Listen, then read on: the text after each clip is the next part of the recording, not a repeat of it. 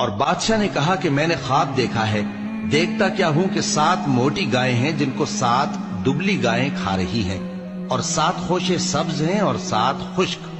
اے درباریو، اگر تم خوابوں کی تعبیر دے سکتے ہو تو مجھے میرے خواب کی تعبیر بتاؤ۔ انہوں نے کہا، یہ خواب تو پریشان خیالی سے ہیں اور ہمیں ایسے خوابوں کی تعبیر نہیں آتی۔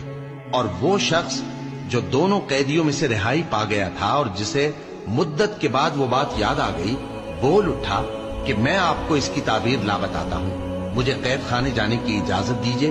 غرض وہ یوسف کے پاس آیا اور کہنے لگا، یوسف، اے بڑے سچے یوسف، ہمیں اس خواب کی تعبیر بتائیے کہ 7 موٹی گایوں کو 7 دبلی گائیں کھا رہی ہیں، اور 7 خوشے سبز ہیں اور 7 سوکھے، تاکہ میں لوگوں کے پاس واپس جا کر تعبیر بتاؤں۔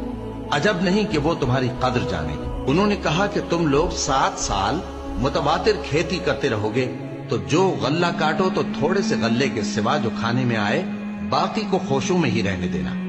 پھر اس کے بعد خشک سالی کے 7 سخت سال آئیں گے کہ جو غلہ تم نے جمع کر رکھا ہوگا وہ سب کو کھا جائیں گے، صرف وہی تھوڑا سا رہ جائے گا جو تم احتیاط سے رکھ چھوڑو گے۔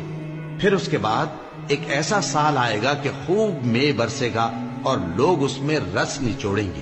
اور یہ تعبیر سن کر بادشاہ نے حکم دیا کہ یوسف کو میرے پاس لے آؤ۔ اور بادشاہ نے کہا کہ میں نے خواب